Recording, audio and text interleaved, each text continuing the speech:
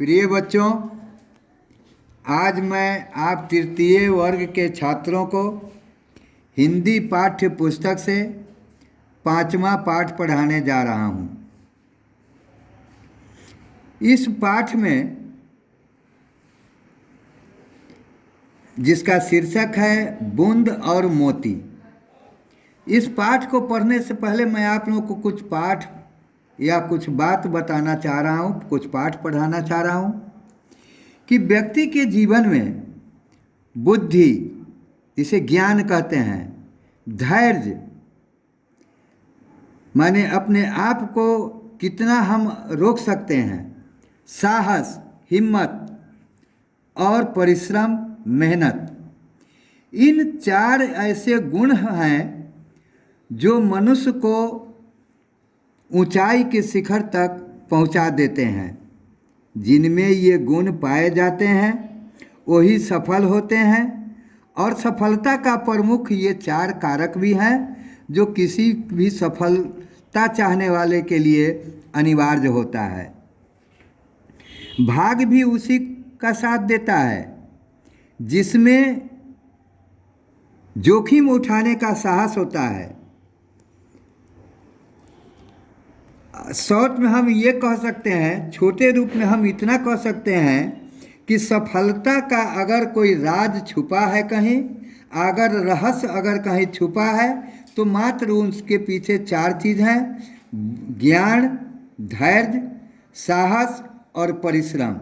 इन चारों को व्यक्ति को हमेशा अपने जीवन में अगर सामने रखकर अपने कर्म को करे तो वह व्यक्ति निश्चित सफल होगा, इसमें कोई दो राय नहीं है। तुमने सुना होगा कि अंग्रेजी में कहावत है कि God who helps those who themselves, कि बच्चों, खुदा भी, भगवान भी उसी की मदद करते हैं जो अपनी हिम्मत, अपने धैर्य, अपने साहस, अपने बुद्धि से पहले स्वयं अपना काम करता है, तो भगवान भी उसकी मदद करते हैं। तो इसीलिए इन बातों को अपने ध्यान ज्ञान में रखते हुए पाठ को हम पढ़ाने जा रहे हैं, उसे ध्यान से सुनेंगे और इसे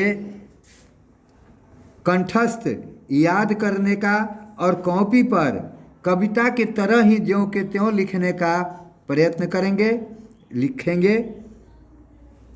ज्यों निकलकर बादलों की गोद से। आप सभी जानते हैं कि वर्षा कहाँ से निकलती है? बादलों के गोद से। तो ज्यों ही बादलों के गोद से निकलकर थी अभी एक बूंद कुछ आगे बढ़ी, कि वर्षा की एक बूंद अभी थोड़ी ही दूर कुछ आगे बढ़ी थी। सोचने फिर यही जी में वह लगी, आह, घर को यूँ छोड़कर मैं क्यों कढ़ी। कि वह सोचने लगी कि मैं अपने घर को छोड़कर कि मैं क्यों बाहर निकलने लगी, मुझे बाहर नहीं निकलना चाहिए। दैव मेरे भाग में है क्या बता, मैं बचूंगी या मिलूंगी धूल में। कि वह ईश्वर से कहता है कि भगवान, मेरे भाग्य में क्या लिखा है कि मैं अपने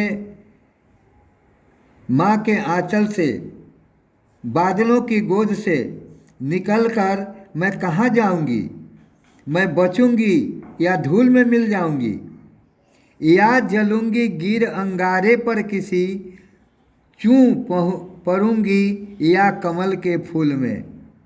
कि मैं किसी जलते तपते रेगिस्तान या पत्थरों पर तो नहीं गिर जाऊंगी जहाँ मेरी अस्तित्व ही जलकर नष्ट हो जाए, या फिर मैं कमल के उस पंखुड़ी, उस फूलों के पंखुड़ी में तो नहीं पड़ूंगी जहाँ जिसके खुशबू से मेरी बूंदें जो है सुभाषित हो जाएं, सुगंधित हो जाएं।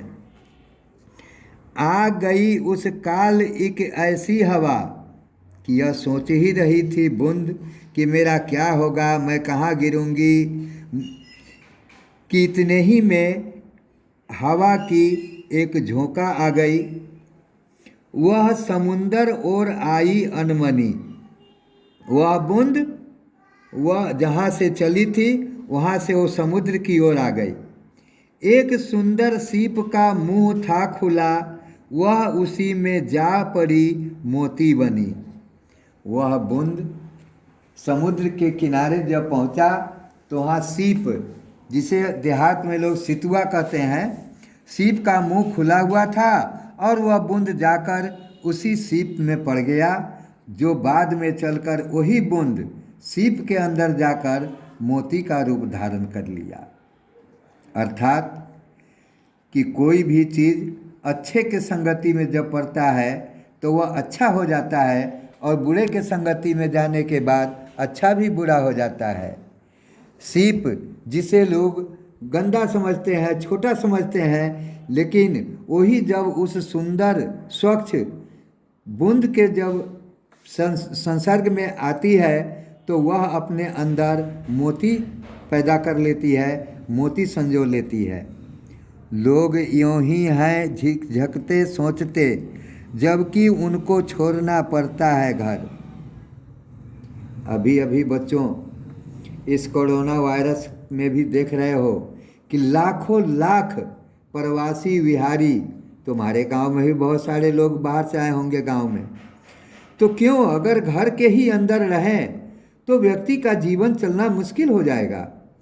व्यक्ति जो सुख चाहता है, उस सुख के पूर्ति के लिए उसे धन की आवश्यकता होगी, और धन पाने के लिए उसे बाहर निकलना ही होगा, बाहर निकलकर कुछ न कुछ मेहनत करना ही होगा, अपने हिम्मत को जुटाना ही होगा, अपने ज्ञान से कुछ न कुछ करना ही पड़ेगा।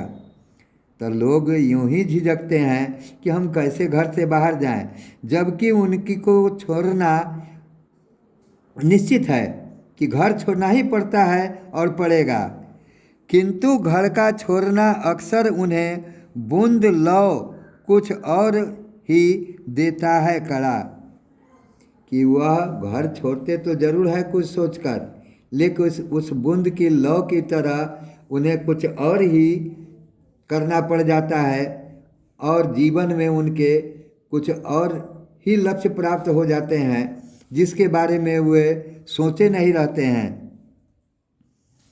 तो इसीलिए किसी भी व्यक्ति को अपने पर भरोसा करना चाहिए, अपने में साहस बुलंद रखना चाहिए, और परिश्रम से कभी नहीं भागना चाहिए, चाहे वो परिश्रम अपने घर समाज के अंदर करना पड़े या घर से बाहर निकल कर करना पड़े। जो अपने जीवन से संघर्ष करता है, जो अपने घर से को त्याग कर बाहर निकल कर कुछ करने का हिम्मत रखता है, साहस बटोरता है, उसे ही सफलता मिलती है। इस कविता के द्वारा हमें यही समझाया गया है। इसके लेखक हैं, इसके कवि हैं अयोध्या सिंह उपाध्याय, इन्हें हरिऔध भी कहा गया है। उन्हीं द्वारा रचित यह कविता है जो हम अपने जीवन में सफलता का राज हमें बताता है कि सफलता का राज हमारे 4 चीज़ों में छुपा है। वो है हमारा ज्ञान, हमारा धैर्य, हमारा हिम्मत और हमारा परिश्रम। जो इन चारों पर अवलंबित होता है, जो इन चारों का सहारा लेता है, जो इन चारों पर भरोसा करता है, जीवन में उससे निश्चित सफलता मिलती है। इसमें कोई दो मत की बात नहीं है। इसीलिए बच्चों, आप लोगों से भी मेरा यही निवेदन है कि आप लोग भी इन चारों गुणों को अपने में समाहित करें और अपने हिम्मत को बरकरार रखें, मेहनत करें, तो आप लोग भी अपने मंजिल को अवश्य प्राप्त करेंगे। आपके मन में जो ख्वाहिशें हैं वो अवश्य पूरी होगी। भगवान आपकी इच्छा को जरूर पूरा करेंगे। इन्हीं के साथ मैं इन कविताओं को समाप्त करता हूँ। और